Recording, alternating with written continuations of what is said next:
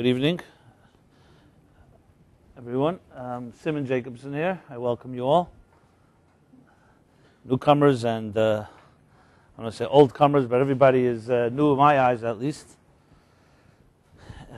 There's an expression in the book of Ecclesiastes, Kehelet, that says, a generation comes and a generation goes, and there's nothing new under the sun.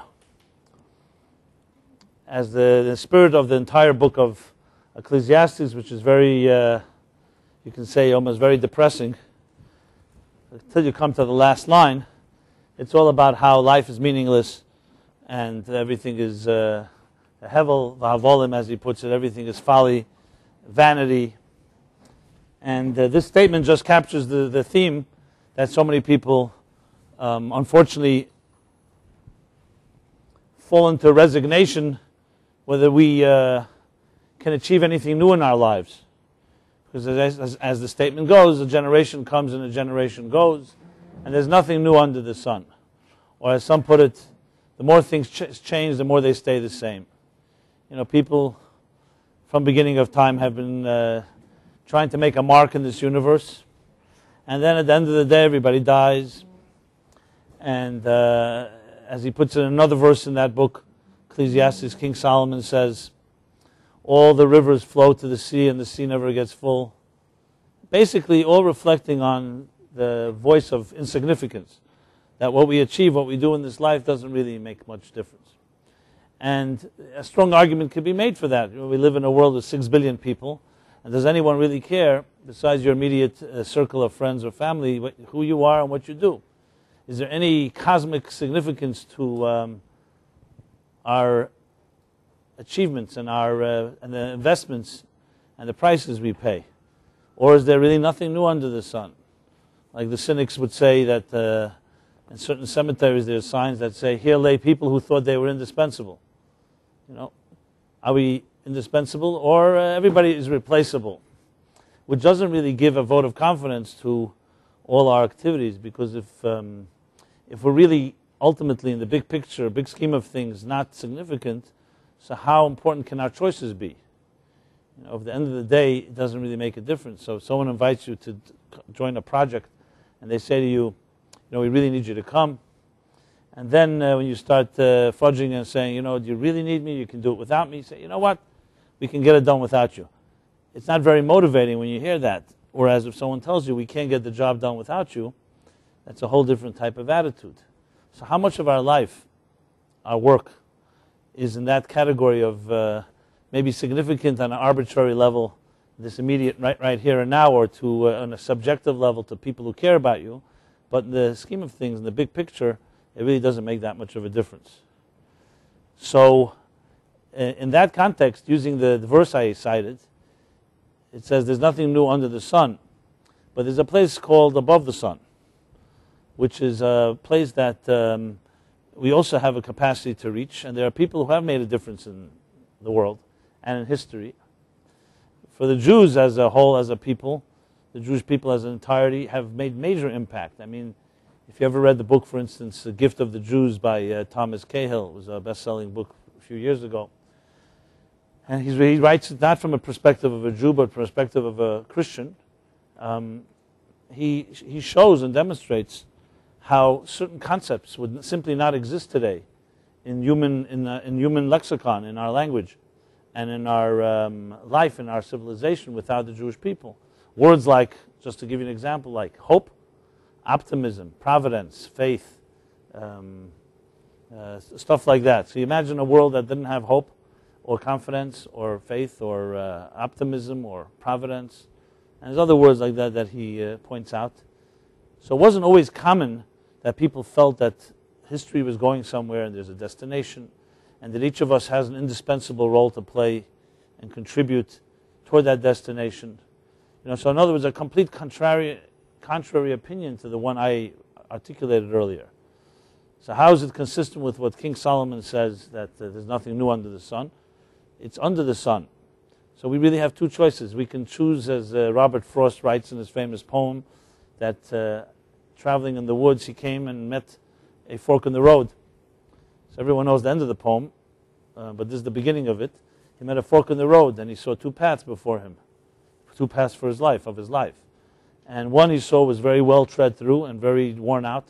And the other path was very few people traveled there. And then he said, and I took the road less traveled. And that has made all the difference. So the real comes down to this question: what road do we take in our lives? Do we take the road less traveled or more traveled? Nobody likes to be called a conformist.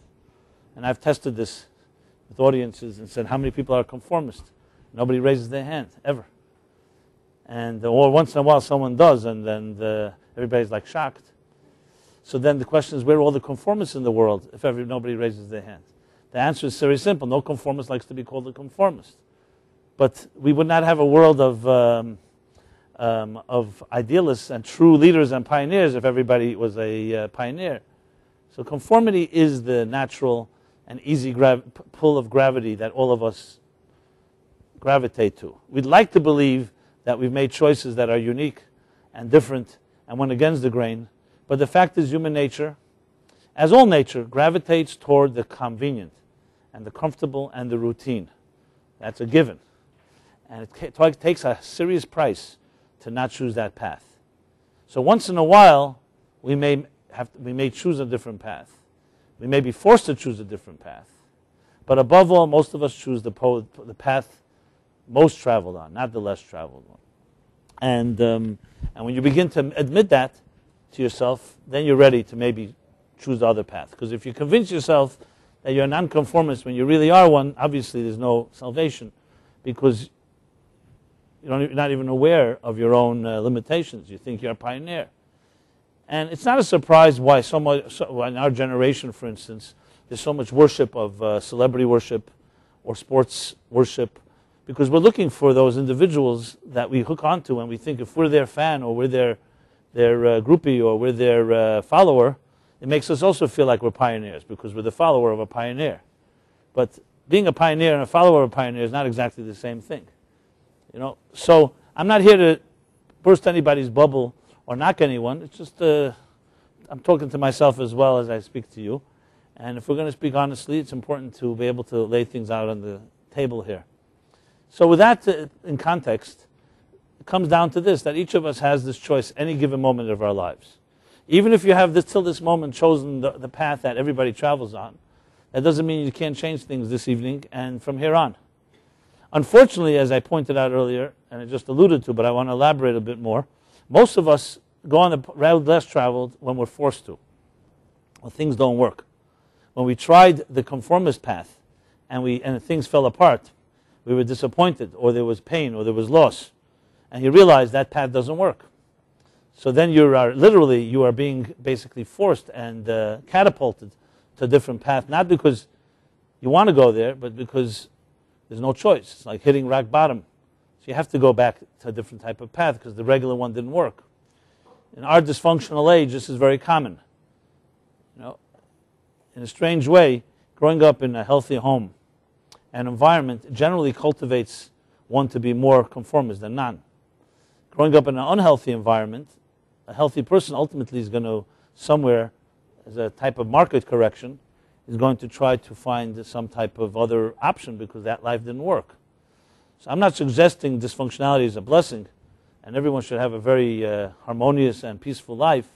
But the fact is, crisis and challenges are the things that usually force us to be at our best or at our worst. In the words of the Talmud, it says that an olive does not produce oil until you press it, until you crush it.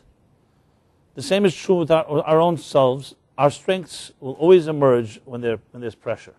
This can be time pressure, peer pressure, whatever the pressure may be. And sometimes that pressure happens to be one that is not comfortable at all, even painful, because it forces you to access deeper resources and reservoirs that you would not access on your own. I remember as a kid, first time I experienced an eclipse. It was a solar eclipse, which is rarer, at least around these parts, than a lunar eclipse. And it's a whole phenomenon, solar eclipse.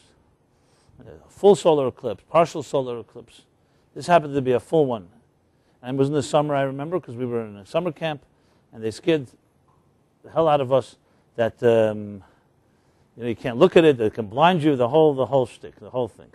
I still haven't got down to the bottom of it, whether it's true or not. But basically, this argument goes that when the sun is covered up, there's certain ultraviolet rays and other rays that become much more dominant, and they can burn through your retina. That's the way they say it. I haven't Googled it, so we can check it out. Today we have Professor Google, Rabbi Google, that can give us all our answers easily and seems scholarly and so on. So, but I remember the phenomenon, and I remember going out when the eclipse happened, and being, I don't know if I would call myself a nonconformist, but I definitely peeked at the sun when it was going into this eclipse. And ever since, my eyesight has been somewhat, I see things differently. I've been seeing a lot of red lately. But it was a fascinating phenomenon. I remember as a kid, you don't really know what is going on. Just it's fascinating simply because it's novel. It doesn't happen every day. And suddenly, middle of the day, everything gets dark for a few minutes, or for the length of time that it takes place. But the thing that struck me, and I guess I see it more in retrospect. As a kid, as a child, you remember it a certain way. As an adult, I think back about it. The thing that always really struck me, that captured my imagination, I don't know about any of you, is that in a paradoxical way, as the sun got covered, it revealed more than you see when the sun is uncovered. So this idea that you can, through concealing something, you can reveal more than when it's revealed, was always intriguing to me. And the truth is, in many areas in our life, that's the way it is, which is really counterintuitive. You think if something's revealed, it's revealed. It's concealed, it's concealed. But when you conceal, and through concealing something, hiding something, you can reveal something, is a very interesting concept, especially psychologically. And the truth is that when you deal with people, and I speak from my own experience now, that you learn much more from what people conceal than from what they tell you. What they don't tell you is always more significant than what they do. And I can tell you down pat, without any hesitation, that 99% of people who define a problem in their lives, the way they define the problem is never the way the problem really is. Sometimes it's completely not even the problem, it's just a symptom of the problem. And sometimes it's partially the problem, but not the whole picture. And more fascinating is not because they're trying to conceal it. It's not because they're hiding it, because they themselves don't even know what the problem is. So it's like an intentional, conscious thing that a person's trying to lie or be malicious or something like that. They can't identify themselves. For many reasons. First of all, we have blind spots, we're subjective. And sometimes as I said, we identify symptoms. We don't always identify the root of a problem. On a very basic level, God forbid if your finger starts bleeding, so you can identify the symptom that you're bleeding. You can't always identify the cause, like why. Sometimes you can. You scratch yourself, you got cut or something like that. But sometimes you can't. And that's why you need to go to someone who has a more trained eye, can tell you, this may be some of the causes. And that's on a very empirical, physical level. How much more so when you're dealing with conscious and unconscious and psychological stuff. There, it's not as visible. So reactions we have. Why do some people, for instance, get angry at a certain situation where another person will not get angry in the exact same situation? For example, let's say somebody insults you. Or some other annoying thing happens. We're talking about an objective annoying thing that everyone would agree you were mistreated. I'm not talking about you think you're mistreated and other people would not say you were mistreated. Let's say objectively you were mistreated. Why do some people react in rage and other people take it differently? Some people, it just washes over them.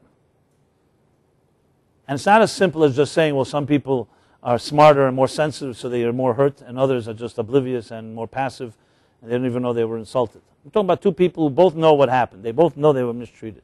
And yet their reactions are different. They're the same age, so they have the same so-called level of chronological maturity. I emphasize chronological, obviously, meaning they're the same age. They should, and yet their reactions are completely different. Sometimes exact opposite reactions. So clearly, if you ask them this question in any type of scenario, if you ask them right at the time, probably the person that's angry will get even angrier. So it's not a good time to ask when someone's enraged why they get enraged. Because either they'll say everybody else is at fault, or I'm not really enraged, you're just imagining it, But let's say you can get to a moment of an equilibrium where you can ask this question. most cases, I don't think both of them probably would not be able to identify why this one reacts this way, why this one reacts that way. I mean, except besides the platitudes like, I just happen to be sensitive, or blah, blah, blah, something like that. The answers lie in the area that is invisible to the naked eye. It's usually connected to, I mean, especially if there's a pattern like this. I mean, a one-time exception always happens. But if there's a pattern of reactions of this nature, it usually is involved with something that's embedded in that person's psyche from years earlier. It could be growing up in a home, for example, where your father or mother had rage in them, had anger. People like that sometimes growing up, and you see that as a so-called legitimate way of expressing yourself, legitimate quote unquote. You think it's legitimate. So an impressionable child will think this is the way you react. So this is what I just identified as not such a mysterious thing. It's not so invisible, but it's invisible because you don't see it when it's happening. It could be impacting. You could start thinking, I'm 40 years old, I'm 30 years old. How could it be that something that happened when I was 5 years old is still impacting me in my relationships? But it does. I'm using a very simple example, but how many other examples are there that are not so easily identifiable? So the first thing that any time anyone has any issues or problems, the challenge really is, how do you distinguish between the symptoms and the roots? And you're also dealing with an individual who may not be familiar or aware themselves what is the real cause of the problem. You could really say that most of us, maybe the way to really rephrase the question would be, how much, let's use a percentage amount, do you really know of yourself? So I did this unofficial, unscientific survey. I think I shared it here a few times, where a few years ago I decided to ask a group of people. It ended up being like 250 people over a period of time, of all backgrounds, of all genders, of all religions or no religions, and all ages. From age 9 I chose till age 90.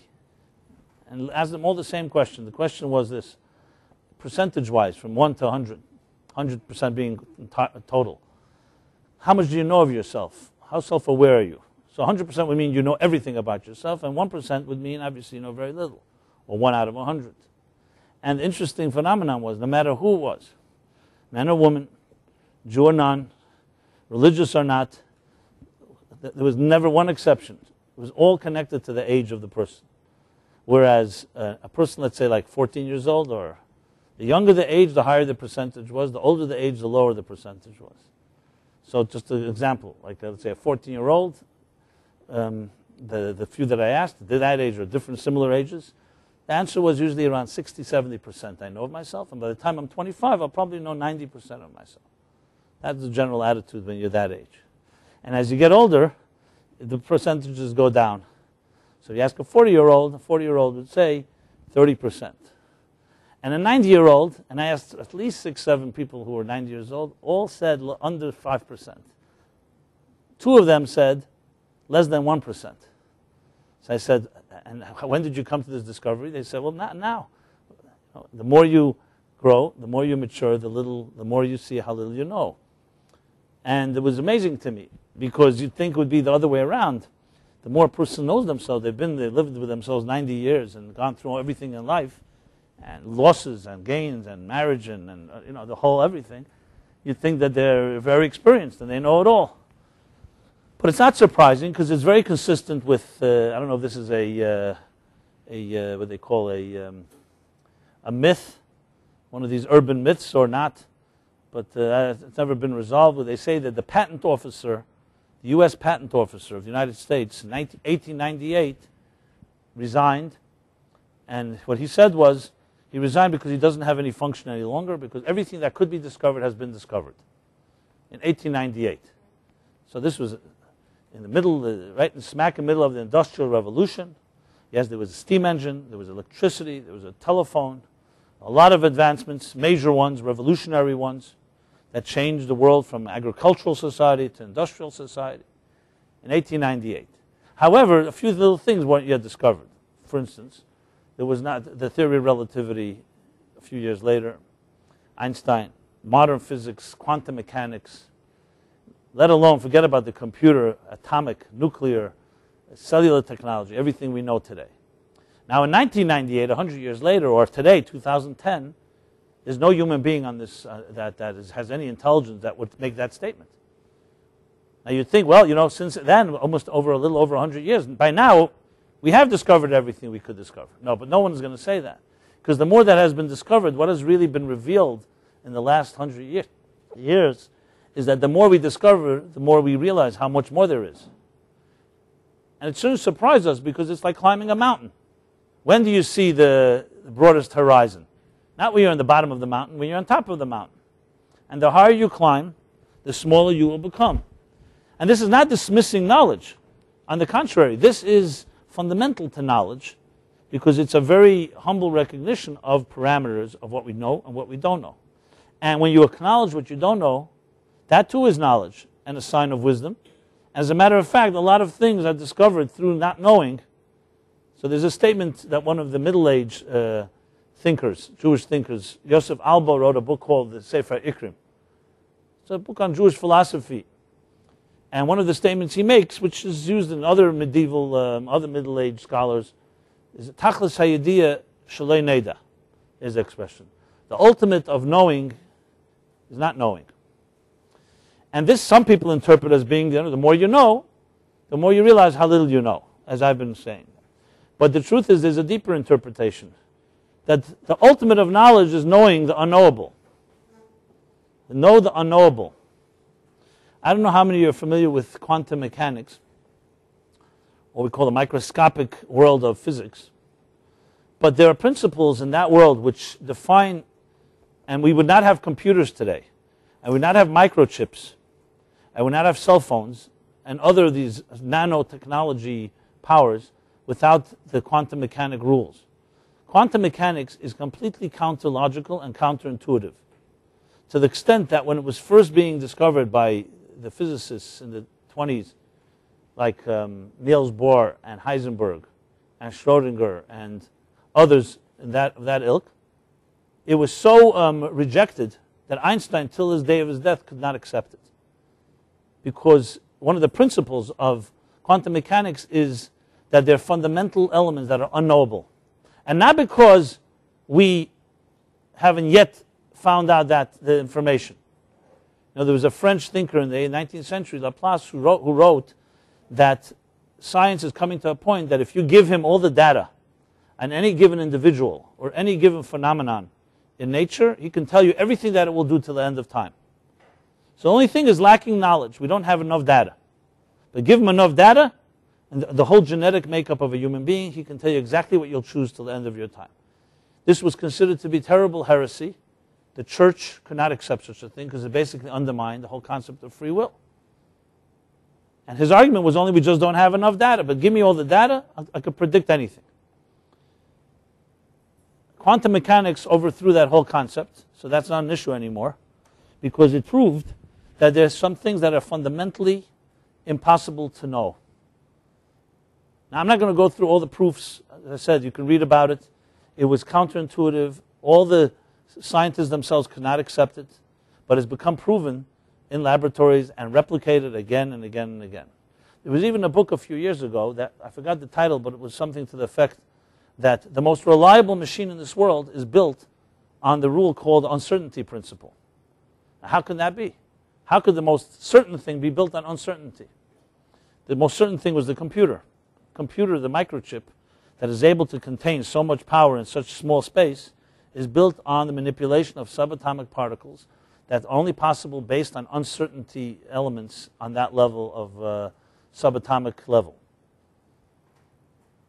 Now, you don't have to accept what I'm saying by faith. This is physics I'm speaking here, not religion. But you can look it up yourselves. The point I'm making here is that the deepest and most fascinating parts of science today are understanding that the more something is concealed, the more it's revealed. And it's essentially exactly counterintuitive to how we would think. Almost like the concept of size. Does size matter or not? And I don't mean it as a joke. Once upon a time, what was the most powerful force 100 years ago, 150 years ago? The greater the army, the more soldiers, the more people, the more firepower, the more powerful you were. Everyone knows today power is not necessarily in numbers. Numbers still have much impact. But today, to create a nuclear explosion You know what it takes to create a nuclear explosion? Not a lot of firepower. A strand of hair put in certain circumstances of extreme heat or extreme speed and creating nuclear fusion or fission can create more power than all the armies that have ever existed in this universe. What we've discovered is that as opposed to what we thought once something strong is if it's bigger or greater or more physically powerful, more visible to us, we discovered that the more invisible something is, the more potent it is. Now, if you really think about it, it's very logical, actually. Let's just give an example in our own personal lives. If you are asked to speak about yourself, talk about your most intimate self, your feelings in the deepest level, you'll find you'll have very few words to really describe it. And not because you don't trust the people that you're speaking to, because even with someone you trust, you find yourself inadequate expression. When it comes, however, to things that are superficial, like sports or the weather is a good one. I remember riding an elevator a few months ago, and it was very quiet. The elevator was packed, and I said, "So, no one's going to talk about the weather?" The weather is a great way to just kill the time, make believe that we're really communicating. It's very hot, it's very cold, it's raining, it's going to rain, it rained yesterday. It's important issues. So when it talks about the Weather Channel, when the Weather Channel came out, people thought, who's interested in watching weather 24/7? And it became one of the most powerful cable channels.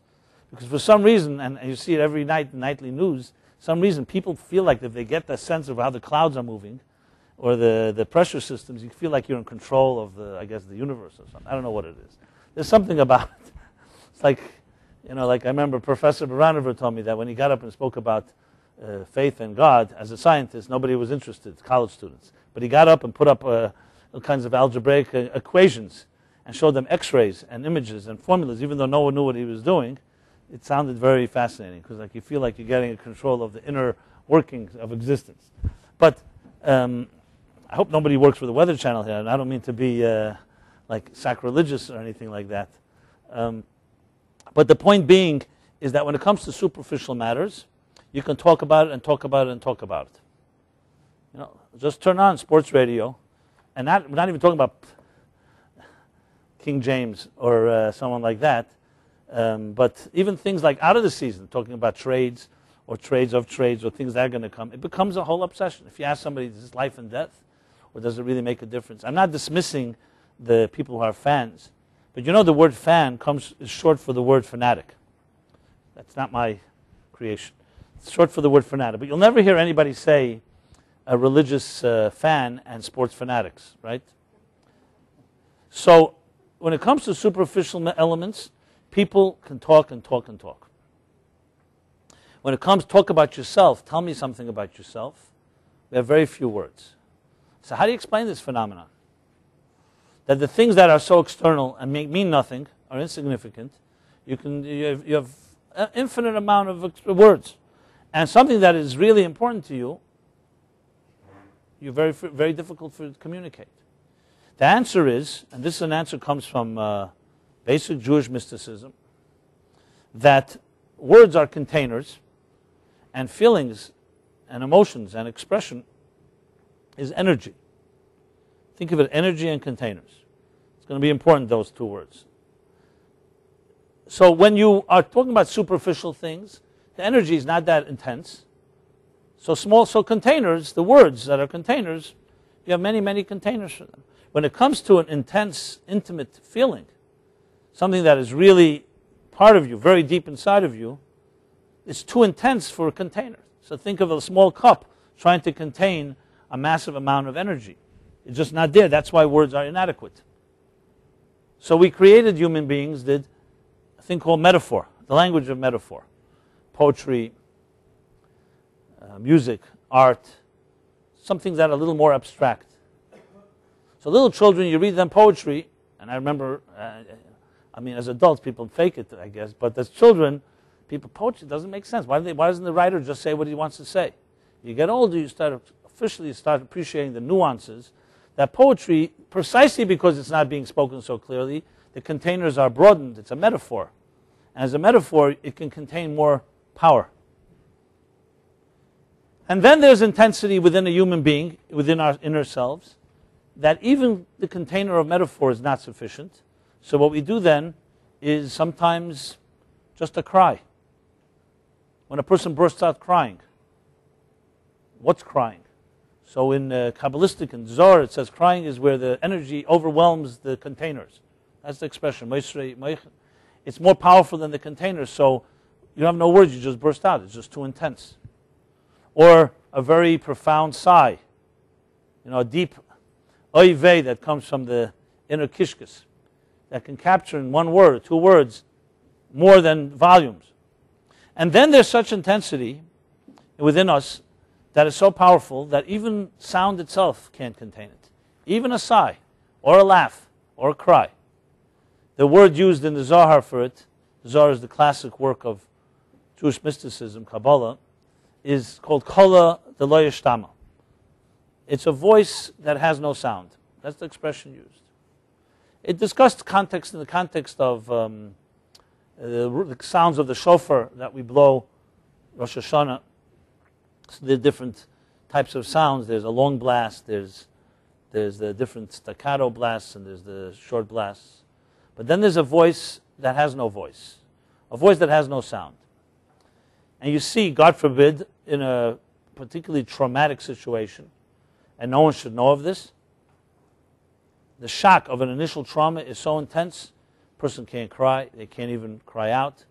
It's pure shock. It's because it's so intense, nothing can contain it. And at that stage, that is the only power. Silence itself is more deafening than any expression. And then, in a healthy, cathartic, healing situation, at some point, a person should be allowed and be encouraged to cry, to break the silence, because then it begins to help the healing. And then comes a point where you could talk about it, maybe not. You'll see the most intense experiences of pain in the Bible response was always silence. When Aaron lost his 2 children in a tragic way in the temple, and Vayidem Aaron was silent. When God was challenged by Moses and the angels, when the 10 martyrs were being massacred, how could this be? Zu Torah v'zu schara, this is Torah and this is a reward. God said, shteik, be silent, silence. It was not silence out of weakness, a silence of just shut up, or don't challenge me. It was a silence that there's some experiences that simply the intensity of them, there's nothing that can do justice to it except your pure silence. Now I'm using, unfortunately, negative examples because it just captures the idea. But the truth is also in positive examples. Intense joy or love also does not have containers. The containers usually very silent. That's why you'll find people who are really love each other, sometimes have a hug or a kiss, they'll close their eyes. It's not even intentional. Because there's something about that so-called invisible reality within us that the containers of this world, including our senses, I was speaking about speech, but it's not just speech. It includes sight, sound, taste, touch, and smell. They're all simply really inadequate tools to experience reality on that level. Artists, musicians, writers, ultimately, the greatest compliment you can give them is when you tell them that you've expressed the inexpressible. You've articulated the inarticulate. You've made visible the invisible. Because it's like using words to describe a place that has no words. That's when people have that sensitivity that can go there and can speak to you or communicate. And we say words from the heart enter the heart. Words that come out of your mouth or from your mind, even brilliant words, will go into one ear and out the other. Because there's a language that is beyond language. And that's where real reality plays itself out. The challenge, however, and here's the real problem, is we live in a visible and we live in a very sensory world. We're not just stimulated, we're overstimulated by the tangible. I mean, just think of your senses. How many sights do you see a day? Your eyes see.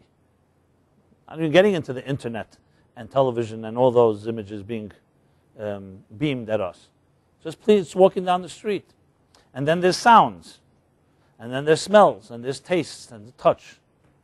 All the senses are being stimulated and stimulated. And as I said, hyperstimulated because there are people trying to sell us things, trying to manipulate our senses to be attracted to certain items. So you should go ahead and buy them. And it works. That's why the advertising industry is successful. And therefore, if you think of the contrast, that here you have in one world, you're being completely stimulated, you could say almost seduced and consumed by senses and tangible experiences. On the other hand, there's a part of us, and the real part of us, that is completely invisible. That sensory tools simply are inadequate to really experience. But as I said before, that doesn't mean they can't. It just means on their own they're too small to contain. But if you work at it, you can express the inexpressible, which we'll soon discuss. So in a way, we really have a battle going on, if you want to put it that way. It shouldn't be a surprise that relationships suffer as a direct result. Because when you have a relationship with someone, I'm talking about not a business relationship, I'm talking about a loving relationship. You're working on having a soulmate in your life. That is primarily the domain of the invisible. The thing that makes two people click and the chemistry involved. Yes, it has some physical elements to it. There's physical compatibility, physical attraction, sexual attraction. There's emotional connection. There's intellectual compatibility. But the primary, the primary X factor that ultimately makes two people connect and commit permanently, and not just on a temporary basis, is something that is not on the visible level. It's a connection that's very, very difficult to quantify. So when you think, what is the secret and mystery of why some relationships are enduring and some are not? And I'm not talking about those enduring relationships that are just out of convenience. Like that joke, they're waiting for the children to die or something like that. I don't get it. The joke itself is not such a good taste. So if you got it, you got it. Okay?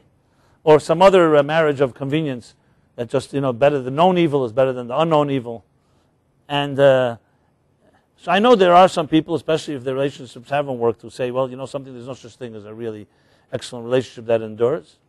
Well, I beg to differ. I've seen it myself, and I am a skeptic too. Is it common? No, it's not common, but it's there. So if you need a guilty conscience, there are real relationships. So you can't just dismiss and say you don't have one because nobody has one. There are people that have. There is a mystery and a secret to it, but it's people who have learned to become comfortable with that invisible element. So what happens really is going on, what we call sometimes the control game. People control. You see, control is on the visible and the conscious level. That's where people need control. People who are comfortable with the invisible and confident, secure with it, don't need control because they know that the ultimate of knowledge is knowing the unknowable, and they embrace it. Those that can embrace that element of vulnerability know the secret of a relationship. They know how to let go. People who hold on to their turf, or they hold on to their so-called what they consider to be their need for security, it's usually because what they relate to is the tangible, and they do not know how to be comfortable in the invisible. It takes a lot of health to be comfortable with the invisible. So it's not just that there's a battle going on between the sensory stimulation and uncovering invisible forces.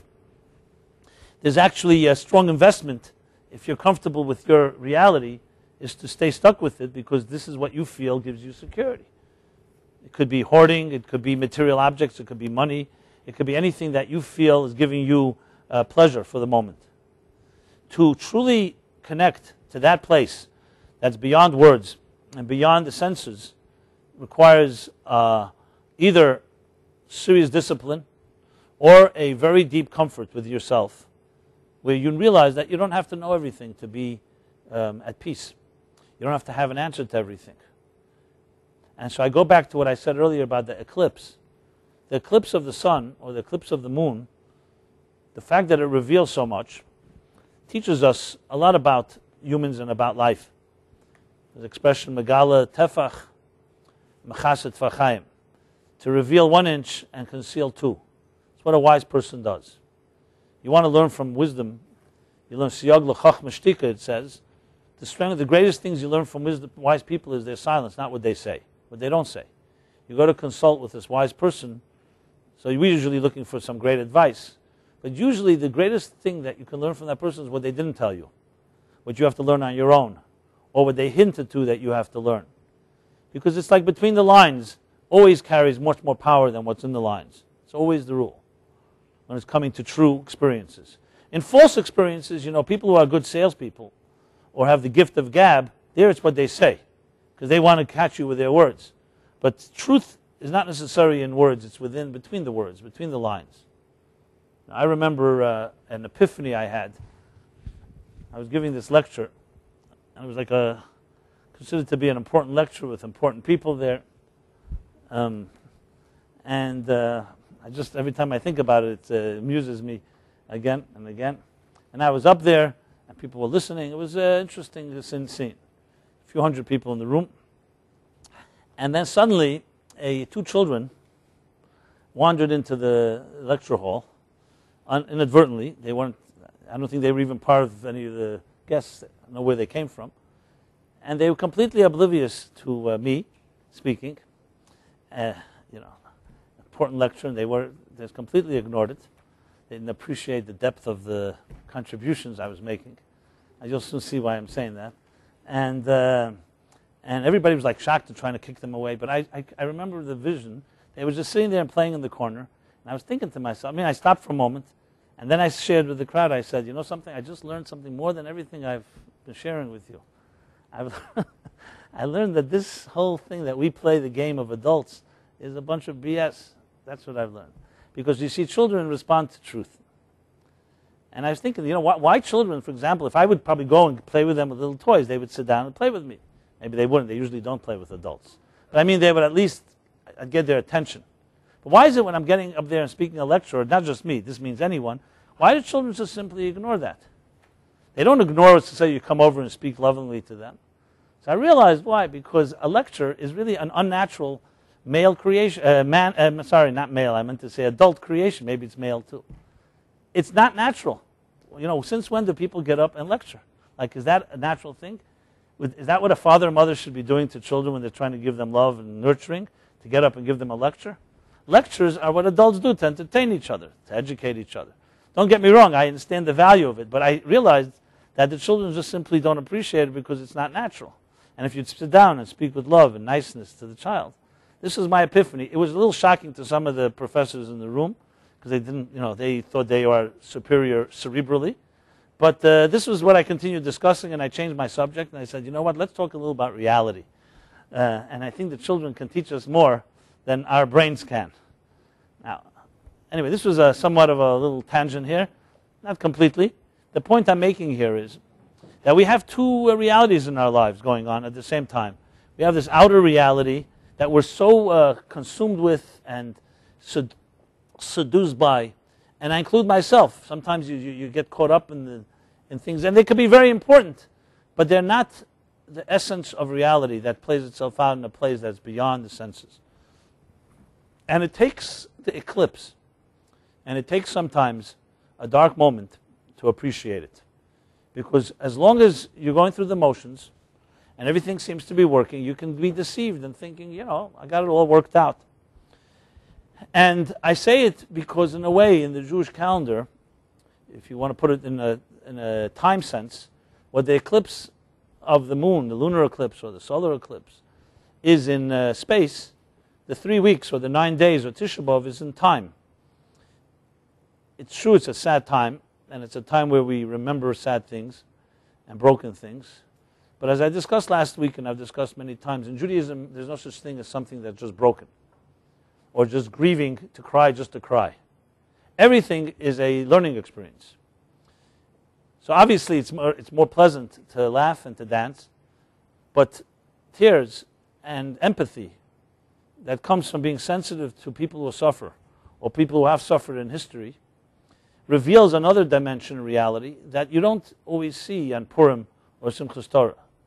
In other words, when people are dancing and the light is shining, you can't see certain things. An eclipse reveals things that can only be revealed when you conceal the outer reality of things.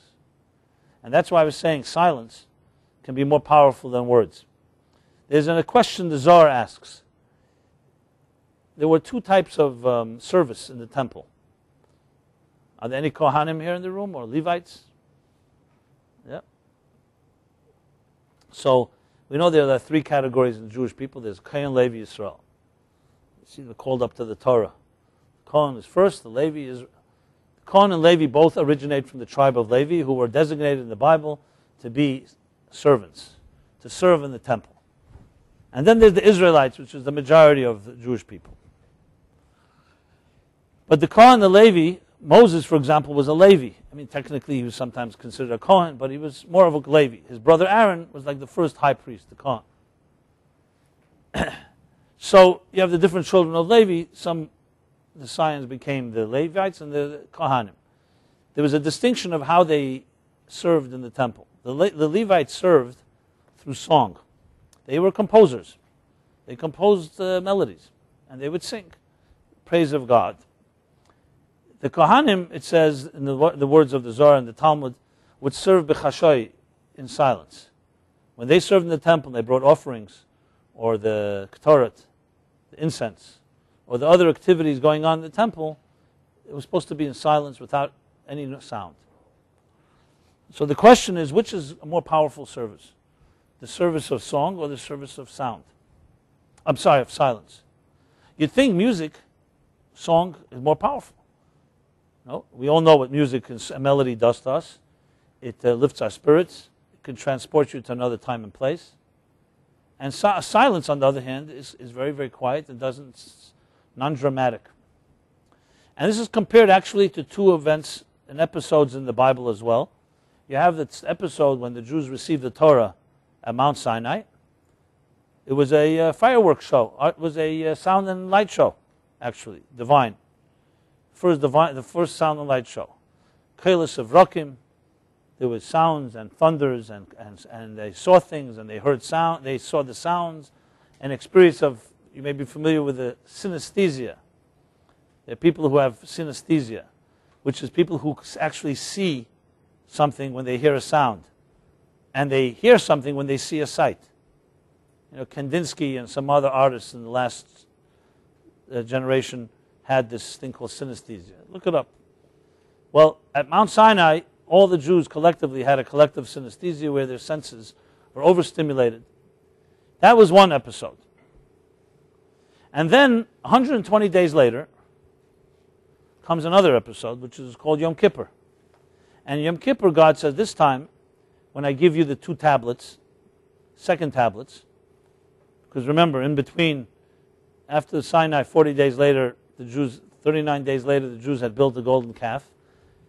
Moses, in response, broke the tablets, and he went back, and Yom Kippur, he returned with another second set. And this time, God said, then I gave it to you with a lot of light and sound. This time it's going to be in silence. So you find these parallel of sound and silence throughout the Torah, many, many episodes. And it's not a coincidence. It's very, very deliberate, because it's addressing what I was discussing earlier, which is more powerful. And the Zohar concludes the service in silence is more powerful than the service in sound. Because as powerful as music may be, and sound may be, and it could definitely stimulate and touch people in the deepest places, but still, as I said earlier, it does not necessarily touch the place of energy that is so intense that even music itself cannot contain it. So there's an expression in the book of Malachim, or where Elijah the prophet is waiting for a divine revelation. And it says that first he heard a loud sound, a thunder. And he thought that God was in the thunder. And then he saw a great lightning, and he thought God was in the fire. And then, Koel Rash, what's the third thing?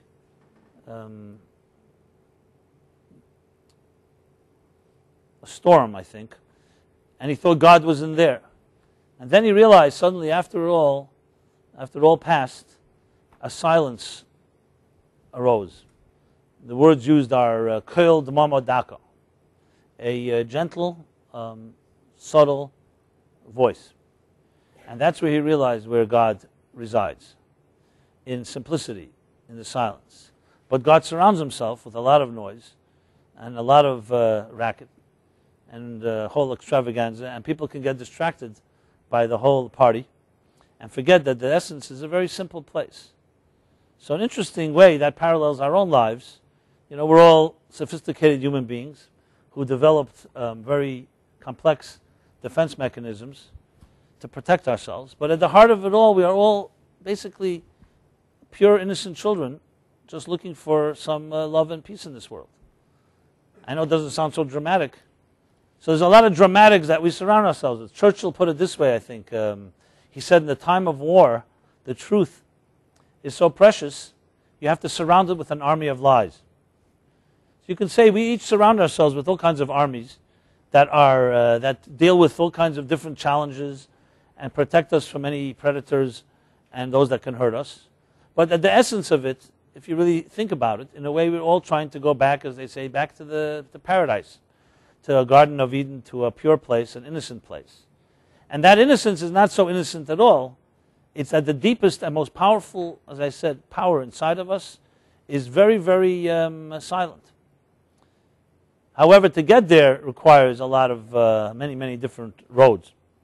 So in a way, this period in time, which honors and commemorates destruction, the eclipse, can reveal deeper truths than other times of the year. Because when you have to deal with challenges, it forces you to reveal different resources and access different strengths that you would not access when things are just regular, so to speak.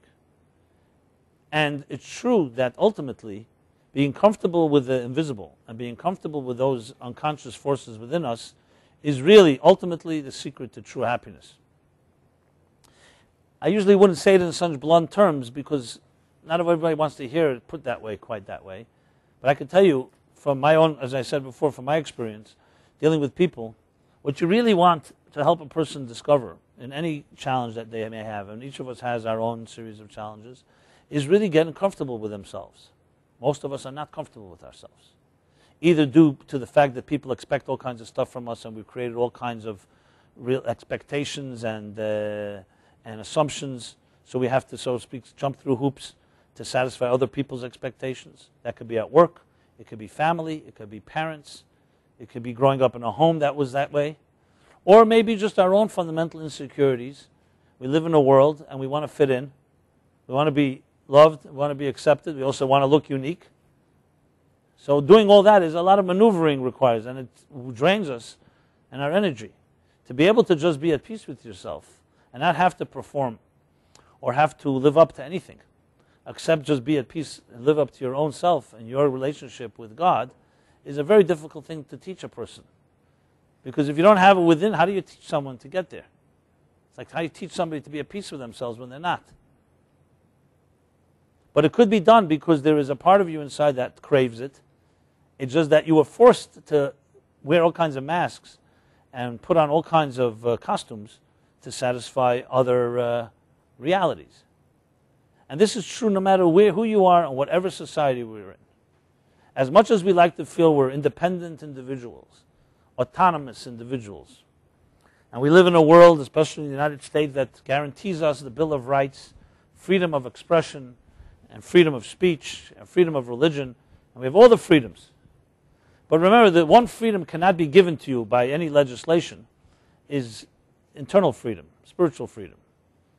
Because you can have all the outer freedoms, nobody imposing upon you what to say or what to do or what to teach or what to learn, which is definitely a great contribution. Remember, in history, it's unprecedented. We only have this country 250 years old, a little more than that. For 300-400 years ago, there was no such guarantee. You couldn't say what you want, think what you want, act what you want.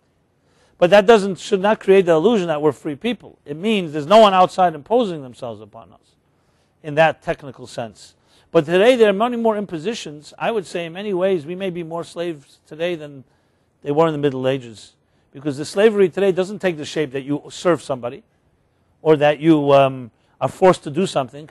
The slavery takes the shape that you are for sale. You have to do something to satisfy a boss, a client, or other people that are making expectations and demands of you in a more psychological way than, so to speak, the government insisting that you say certain things or not send your children to a religious school or something like that. In a strange way, freedom, in a sense material freedom, creates a challenge which is called apathy. internal apathy. And if you ask the question, so what do you really believe in? What are you ready to fight for? What are you ready to die for? Very few people can answer that question really completely today, because we weren't forced to fight for anything. You know, young people today do not need to fight for anything. You know, today's fights are whether I'm going to get this type of iPhone or that type of iPhone. You know, that is a challenge. Or video games, or other places where we project our battles. But internal wars like that are very difficult to access when you're living in a comfortable environment. So when the Jews honored Tisha B'Av 500 years ago, it didn't take much. It was very simple. They just had to look around. Here was a pogrom, here was an inquisition, here was a Holocaust, here was this one trying to kill them, trying to expel them, trying to overtax them. So Tisha B'Av was a very natural Yom Tov for them. It was honoring or respecting. They realized they were deep in deep gullus, in a deep dark place, because enemies were lurking all around them. Tisha B'Av today is what? What exactly are we crying for? You know, we dim the lights, it says. We sit on low stools. We're, so to speak, grieving for the destruction of the temple. But, you know, life is pretty cool. Nobody's trying to kill us. Okay, I mean, you have here and there challenges, but nothing compared to the past. But today, the challenge is internal, within. Within, really, the battle is over our souls. So Tisha B'Av today is, in a way, a much more profound one, because it has to be, it's not, you don't have an enemy outside, it's an enemy within, lurking within. It's really about not being deceived by the illusion of the comfort zone and by the illusion of this whole stimulation on the outer level. And the sad part is this, that usually when we lose something or when something's taken from us is when that part of us gets awoken. When things are working on the outer level, yeah, some of us maybe like the intrigue of exploring the world of the invisible and the intrigue to understand what's going on in the unconscious, but it's more like a hobby. You know, we all love the exotic. I mean, over my years of teaching, it doesn't happen anymore because I don't accept it, but the biggest questions you always have is about, when people hear you're going to talk about reincarnation or about the stars, people are fascinated, like what type of body did I occupy in my previous lifetime? And when you say, well, do you have your life together on this earth before you figure out previous lives?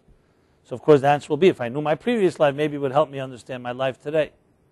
Well, I don't know about that, but dreams, the exotic, we are fascinated by the mysterious and the invisible. But I don't know if it's because of responsible reasons or simply because human beings are voyeuristic and we're curious. We like to know what we don't know. The obvious we're bored with. That's more exciting. But the truth is, as they say about the Kabbalah, those that know don't say, and those that say don't know. I always give this introduction when I give a class on Kabbalah, and I say, so obviously anything I say now is going to disqualify me. You know. Now what does that mean? It means that when you meet true Kabbalists and true mystics who really see the invisible and really can go behind the curtain, it's not going to be very dramatic, because you see, they have no reason to demonstrate this. They're not looking to show off, because they're really there, you understand, and they're not trying to make money on it. So people who are really there don't have any reason to share it with you unless it's important for you to know it. And the few mystics that I've met in my life, and not many real ones, rarely heard anything from them on that level. When you were ready to hear it and you stopped looking, that's when it was shown to you. You know, because it's not about you wanting it, it's about it emerging. Because if you want it, then it's on your terms. And if it's on your terms, it's no longer the invisible. It's your visible self wanting to own the invisible. And you cannot own the invisible. It has to own you. There's a fascinating exchange in the Bible. It goes like this. Everyone knows it, but listen to the words. So Moses is up on Mount Sinai. As I said before, he goes back after the breaking of the tablets. And as I said earlier, the eclipse reveals the deepest truths. The deepest truths about God, you know where they're revealed? After the Jews built the golden calf. And after Moses broke the tablets, we find out about the deepest personality of God that we could not know beforehand. Because Moses goes back marching up on the mountain, and says to God, okay, they made a mistake. They betrayed you with an idol, with a false god, after they had heard 39 days earlier, do not create false gods. But I'm here to ask for forgiveness. Now remember, Moses was not down there when it happened, so he was definitely not part of the problem. And God refuses to grant him forgiveness. He says, I don't need to forgive, you were not there. Go build yourself another nation, and we'll be fine. These people betrayed me, there's no way we can reconcile. I'm paraphrasing, but this is basically God's response. And there's a whole chapter in the Torah called Pashat Kitisa, in the book of Shmos, Exodus, that we read. You read the whole exchange. Moses and God, this whole argument that they have. And some of it is very cryptic and can't really be understood without some mystical interpretations. But it's a fascinating exchange. And Moses keeps insisting and insisting. Remember, it's for 80 days he spent on the mountain. 40, 2 sets of 40 days, until he prevailed, by the way. And that's when Yom Kippur was born. Hope was born. But one of the exchanges goes like this. Moses says to God, show me your face, he says. Hareini na es chveidecha. Show me your glory. Show me your face. And if you read it, it's not just some type of line. It comes after Moses has such an intimate and close connection to God. It's like, you could almost think of it's almost like a lover speaking to a lover. Show me your face. I want to see what you really like. Speaking to God. It's very intimate.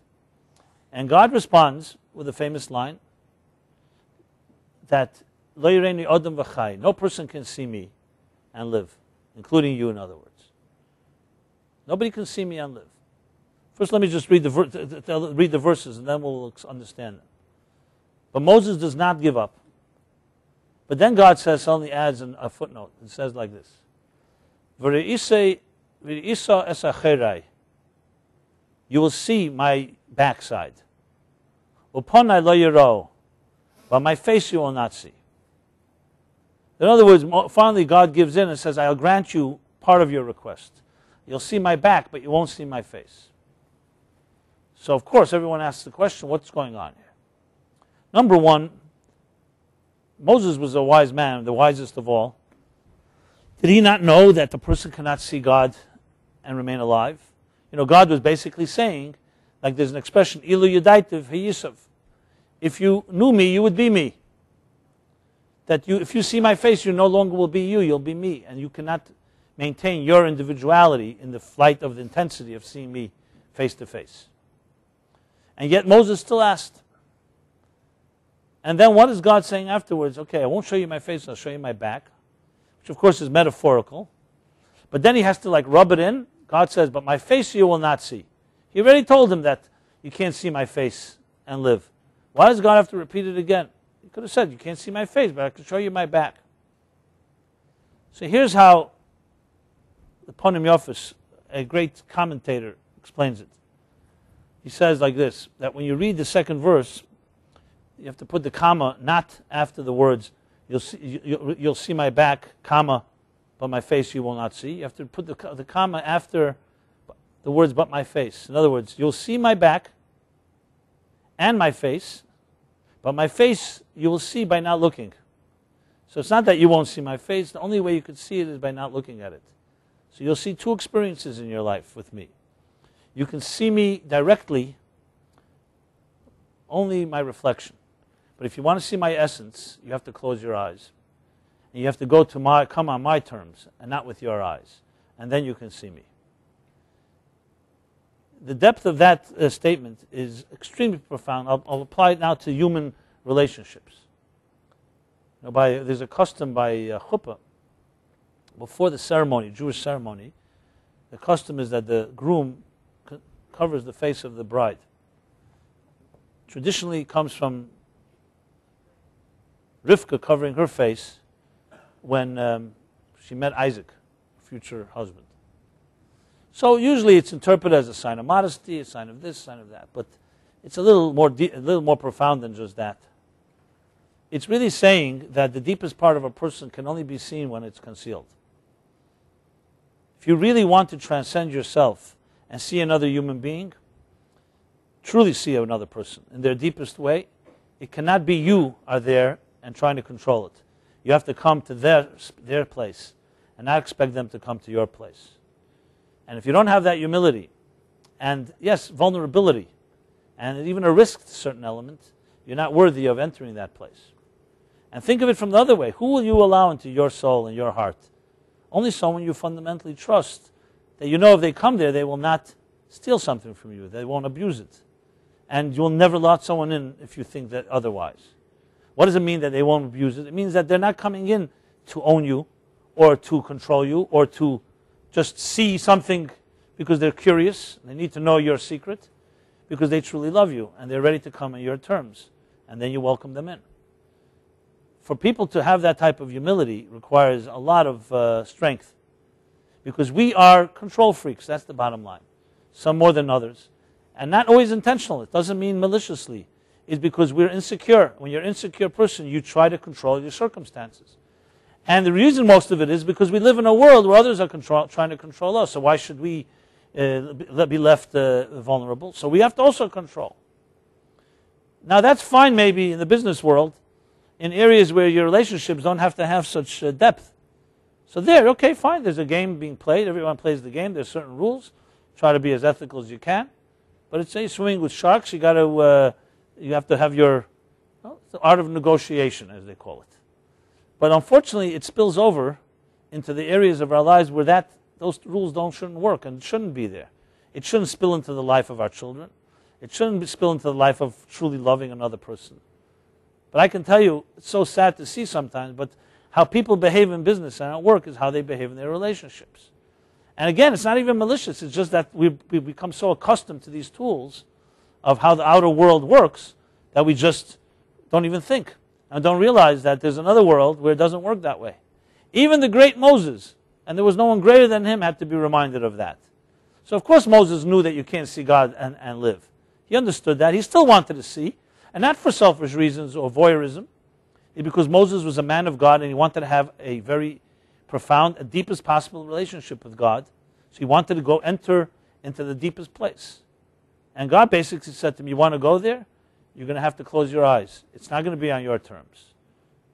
And it's interesting because there's another statement which is equally moving, which also is somewhat strange until you appreciate it. A little while earlier, would say several years earlier, the first time Moses meets God, a similar thing happens. So you all know the story of the burning bush. Moses is tending to the sheep, and he sees in the distance a bush burning, which is an odd spectacle in the middle of nowhere. And it's burning, and it's not being consumed. So he realized there's something going on. And he realized that he was having a divine revelation, a presence. And that's the first communication he has with God. And at that time, if you look at the verse in Shmos, in the beginning of Shmos, it says that God says to Moses, look at me. Because Moses covered his face when he saw the burning, because he was in awe and in humility. He realized it was an experience that he was beyond him, and he covered his face out of respect. So God said to him, look at me, I want you to look at me. And Moses refused. Not for good reasons. He refused because he didn't feel worthy to look at God's face. So it says interesting measures that says, a Talmud actually, that says like this. I mean, if you think about it, it's an extremely powerful concept. That when Moses says to God later, show me your face, you know what God says to Moses? When I wanted to show you my face, you didn't want to look. And now you will not see it. That's the Talmud says. So the question is asked, what is this, God getting even?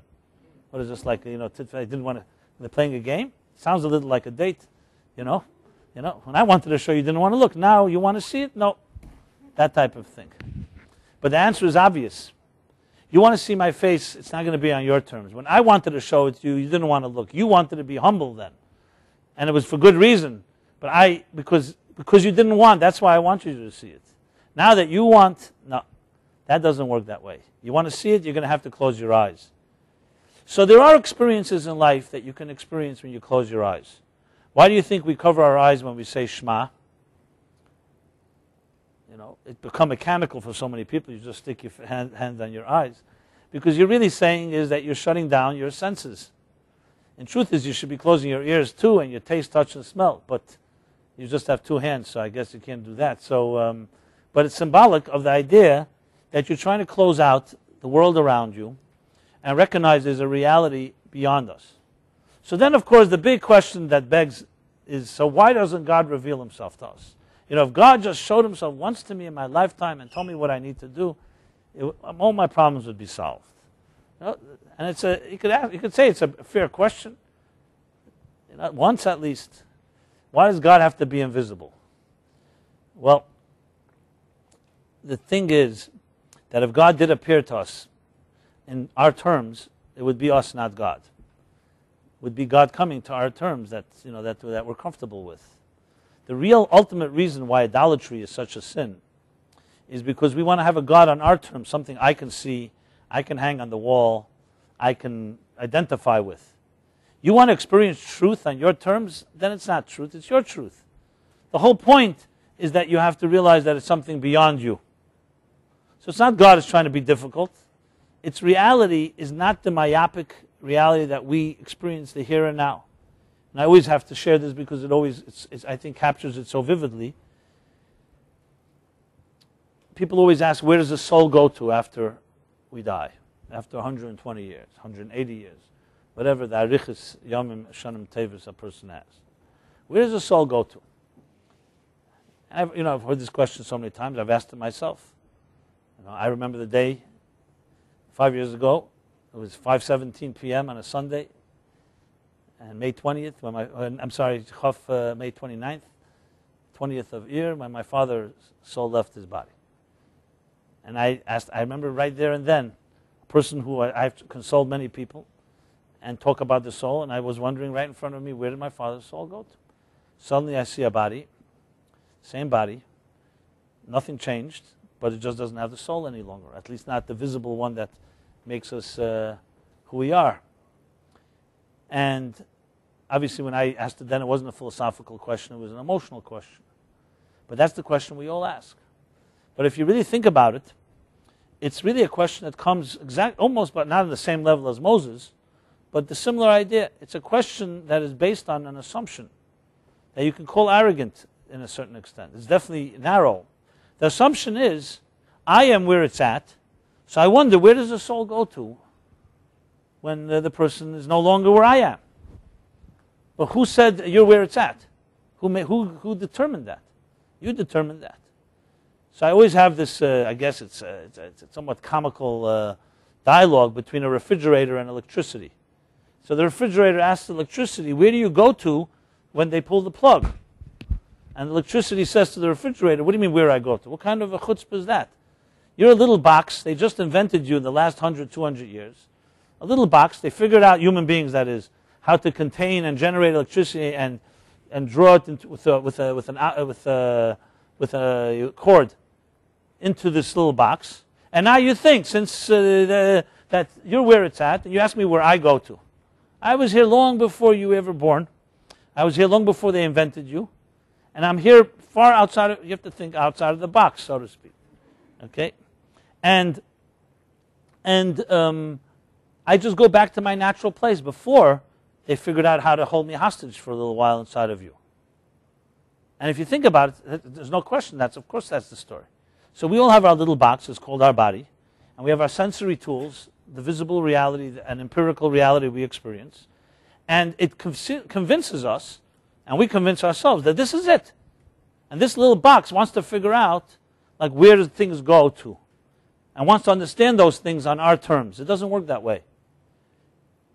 You have to shut your eyes and shut your senses, and then you suddenly realize that even in your little box, you could also realize there's a deeper reality.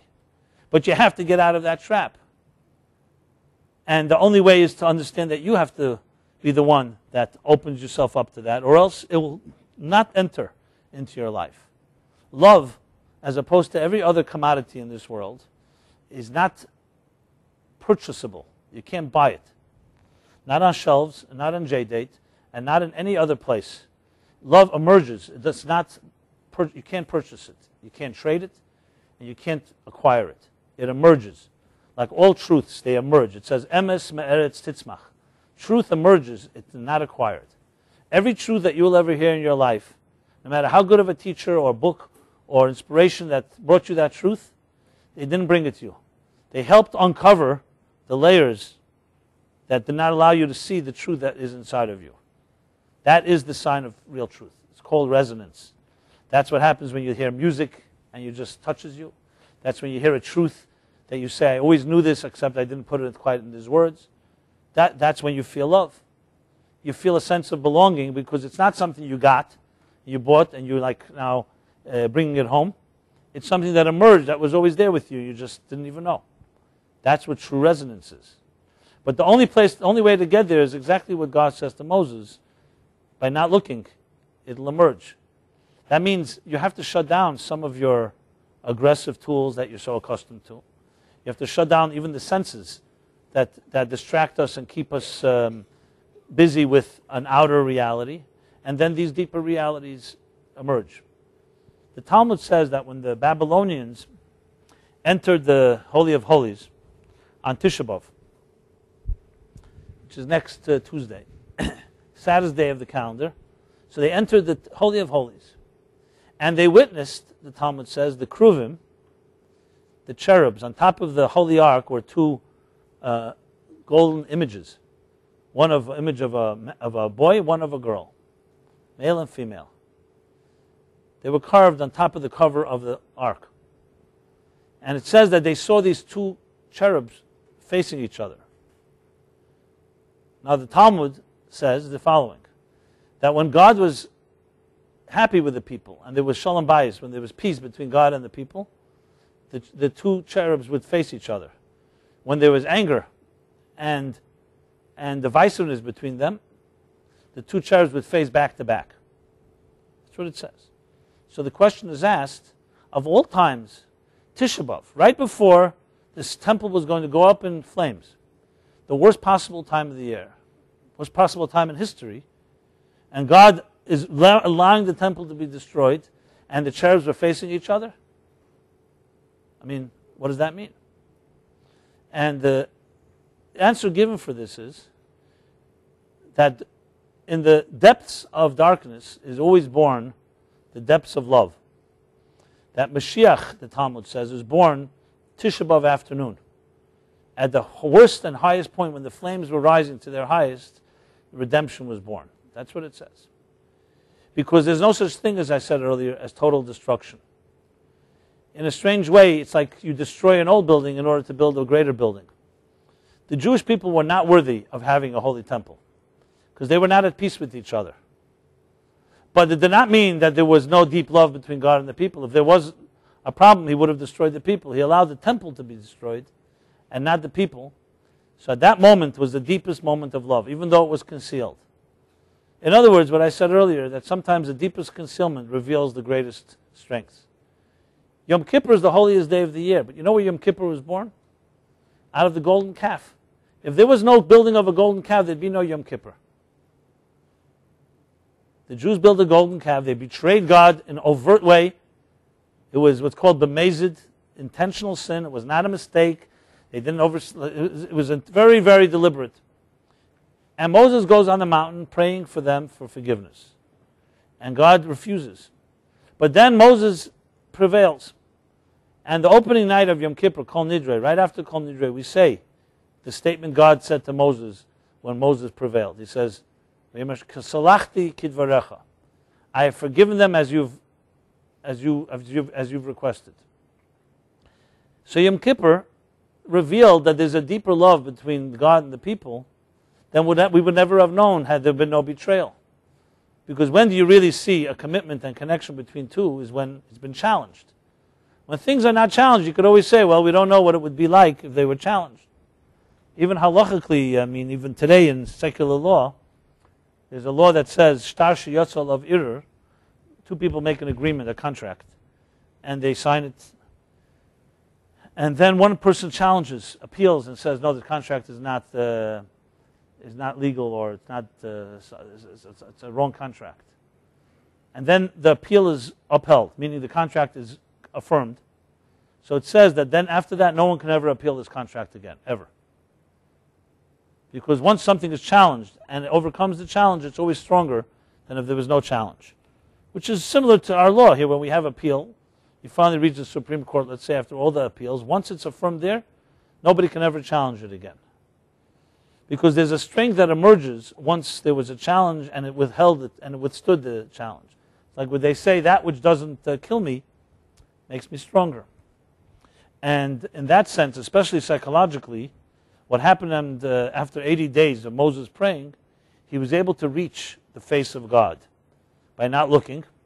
And as a result, was able to elicit what we call the 13 attributes of compassion, of empathy. Yud Gimel Midas Harachamim. That we say repeatedly again and again in Yom Kippur, because that was the secret that God revealed to Moses after the sin and after he begged for and appealed for forgiveness. So God said, I will reveal to you the secret of my compassion. And whenever you'll need it, and you're sincere, invoke these names, these 13 attributes, and you'll be able to reach a part of me that you could never have reached had there been no break. So again, the eclipse, the darkness, reveals something greater than Revelation does. They say at the end of, after Tisha B'Av comes the 15th of Av, it's a holiday, and the Mishnah says that there were no holidays among Israel like 15th of Av and Yom Kippur, of all things. And Yom Kippur, as I just explained, we understand why, because it revealed that power of forgiveness. But what's the 15th of Av? As a matter of fact, most people don't even know it's a holiday altogether. Some call it the Jewish Sadie Hawkins Day, because it says in the Mishnah there that the single women looking for shidduchim would go out into the fields, show themselves off, and different matches were made at that time. Maybe a study should be done exactly how that happened, like an ultimate singles party. So the Talmud later explains all kinds of reasons why it was such a special day. But they're still lacking the ultimate, what's the real power of the day. So the Arizal, Isaac Luria, whose yahrzeit, by the way, is in 2 days, 5th of Av. In this darkness is born this great mystic who was born in Jerusalem, went through Egypt, and final years was in Sfat, maybe the greatest Kabbalist of them all. Isaac Luria, he says, the reason the 15th of Av is the greatest holiday is because it follows Tisha B'Av. And you read the Tzerech Aliyah as the expression. The greater the descent, the greater the ascent that it leads to. So a little, in using mystical language a bit, he says the destruction of Tisha B'Av is the destruction of dignity, of Malchus. The full moon is the rebuilding of dignity of Malchus. The full moon of Passover, for instance, or of Purim, or of Sukkot. Remember, Sukkot, Pesach, Purim, they're all on the full moon. Purim, Yudalit, Tezvav, but Passover is on the 15th of the month, Sukkot is on the 15th of the month, because the full moon reflects a fullness, a completeness, spiritual completeness. But they don't come after any destruction. The 15th of Av follows the destruction of the moon, spiritually speaking. And therefore, when you rebuild after destruction, it's always greater. Like Yom Kippur is greater than any other holiday because it came after the sin, the tshuva that comes after the sin. So there's a power in, you could say, in loss, or in the eclipse, or in darkness, that reveals a greater light that you cannot see in light. It's an intensity, it's a deeper resources. There are many ways you can explain it. You could say it's like the thirst and the appreciation of water that a thirsty person has as opposed to a person who's sated and not thirsty. Some intensity there that just simply cannot be, does not emerge unless you go through that darkness. So in a way, this period in time, which is this type of darkness, has in it that type of intensity. But it's concealed. But when you close your eyes and you allow yourself to access it, you can reveal something deeper than when your eyes are open. And that, in a way, is one of the messages. On a personal level, it means that it's an opportunity in this period in time to, you could say, do a study in contrast, comparing the outer reality and the inner reality of your life. And it's very easy, as I said, to go right back to that outer reality. It's our routine. I mentioned the road less traveled is the one that most of us do not travel. Once in a while, we may be intrigued by the exotic elements of it. But the fact of the matter is, that's where life plays itself out.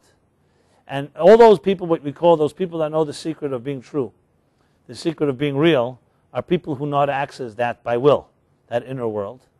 And then they know how to bridge it, to bring it to the outer world. Now we all have that capacity, but it takes training, and it takes discipline, and it takes courage. It takes courage to feel comfortable, to enter a world where you're not in control. But in many ways, by being not in control, you're much more in control than the world that you think you're in controlling. I don't know if that came out right, but you get the idea. Another paradox. Fine. No, but I think you understand what I'm saying. That the real areas in life are the areas that are beyond the ones that we really hold on to. And when you're able to allow that to emerge in your life, in a sense, you are the true master. And that is really the secret of love, the secret of God, the secret of all real truths. Ask anyone that is artistic or a writer or anyone that's channeling. They will always tell you that their moment when they're in the zone, it's precisely when they're not in control of it, when they allow something else to flow through them. It's the rule. Everyone who will tell you about the greatest things they've ever accomplished will be where they, at some point, it takes work, because it could take hours, it could take years to get to that point. And when you're there, it just flows through you. And when you're not there, it does not flow through you. You can force it, you can try to force it, but it's on your terms. When that creative energy flows through you, you know it's coming from another place. And in a way, you are really just being, it's a gift. It's a gift that flows through you. It's not something you really can even initiate. There are times you can be desperate for it, but it doesn't happen. It sometimes happens in strange ways. Like the Tzemach Tzedek was once going to synagogue. He was rushing because the minyan was about to begin. There was a poor man outside, and because he had to run into the davening, he ignored him. And he began his prayers. It just wasn't clicking. He wasn't able to connect to what he usually was able to connect with. And he realized that Yov Pruta La'ani v'Hadar Matzli, the Talmud says. Give a penny to a poor person, and then pray. Because prayer became selfish for him. It was he wanted to pray. So he realized you better go outside and find that person and help them. When you go out of yourself, that's when great things come through you. If you are all about you, you'll only get what you can bring to the table. And it's the rule of existence, that when you are dedicated and committed to your own needs, no matter how great you are, you're going to be only as great as your own needs are. So no matter how brilliant you are, that's how great you will be. But when you're committed to a cause that's beyond yourself, then you become an extension of that beyond. And if that's eternal, you're eternal, because you're an extension of it instead of it being an extension of you. What I said here is the secret of all reality of eternity, but the difficulty is to do it, because it's so difficult, because you go back to, gravitate back to your routines and to your natural habits, which is to hold on to the immediate, and it should be an extension of you. As soon as you become an extension of something beyond you, you achieve a reality that you are now a channel of. And that is itself the greatest challenge. So in a way, the 9 days, Tisha B'Av, is an opportunity to go to that place. And if one really takes to heart what the significance of these days is, it's not just about mechanically dimming the lights and not eating and drinking on Tisha B'Av. It's about really going into an internal place that is not driven by food and by your own needs, and allowing another reality to emerge. As I said, redemption is born in the throes of the deepest darkness. So God should bless us all. We shouldn't have to have really deep darkness, and awareness should come to us with lesser wake-up calls, and to use these days to the fullest of what they're really capable of. And may we be able to meet, we should be able to meet our souls in that inner reality, in the inner worlds, in the higher secret chambers. You know, the expression in Kabbalah, they talk about the hidden spheres. There's the revealed spheres, there's Esospheres Hagnuzis, it's called. The hidden spheres, the hidden energies. And there are the hidden worlds, Alma Discasia. These are all the forces that exist on the unconscious, waiting to be released. And they're right inside of you, within you. But they can only be released when you free the trap and the outer forces that hold us hostage like tentacles, and then those forces emerge. And this is a period in time where we can access that. So as I said, may God bless everybody And maybe you'll be able to meet on that level, that outer level, that inner level, and bring it to the outer level. And please see myself, Velvel, who's waving from the back there, right? And all of us here at the Meaningful Life Center as maybe bridges between the unconscious and the conscious. How do you like that, Velvet? You want to be a bridge between the unconscious and the conscious? Okay. And we're not talking about skeletons in the closet. We're talking about revealing the deeper, beautiful energies within. Like someone wrote to me an email, says, you know, I'm afraid of entering the unconscious because he doesn't know what's going to lurking there. So I want to say is that, so please see us as a resource, a friend, anything we can do to help or assist. Because of Tisha B'Av, no, we will have. The next week I'm doing class Wednesday night. Tisha B'Av is Tuesday.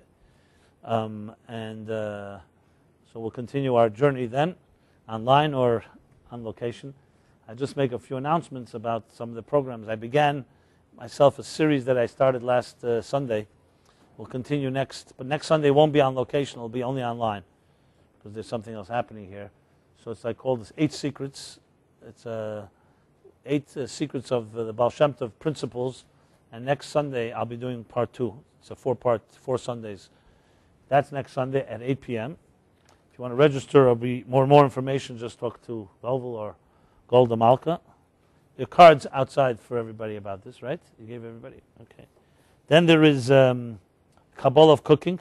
Okay, that's finished already. That series is available online as well. Last night was the second part. Then there's the Who's Who of the Talmudic era with my own son, writer, poet, Mendel Jacobson. Yeah, that's his name. That's 8:30 Thursday. This Thursday will be the third and final part. Again, online as well. And finally, next Thursday, a week from tomorrow, there's a social evening here. We don't call it singles parties, but it's like a social evening with Shimona. And that's at 8 p.m. right here as well. For more information, you can check it out. Now, these I know are announcements on the outer level, but hopefully they will reflect some inner forces as well. And then I want to say the class is dedicated by our good friend Mark Belinsky. See here? In honor of his grandfather, Menachem Mendel ben Meir. Your site is on the 4th of Av, right? And finally, if you haven't left your email address here, please do so we can stay in touch. I send out a weekly email every week, as well as we make announcements about events, things happening. So please feel free to share that with us. And finally, if anybody wants to sponsor a class in honor of a loved one or a yahrzeit or a havdalah, a birthday or anything, it's always a great opportunity. I welcome that as well. And finally, since I see some faces I haven't seen in a while, I want to again thank you for coming. And right, Philip's class continues tomorrow at 7 p.m. Creative spirituality, right? I forgot to mention that. And I'm sure Philip is watching. And as I said, it's great to see all of you. Those I'm meeting for the first time, please don't leave before you say hello. And those that are here, I see you more often. But as I said at the beginning of the class, above the sun, everything is new. So it's all new faces, and you should only experience renewal every moment and every day. Thank you very much. It's been an honor to speak to you.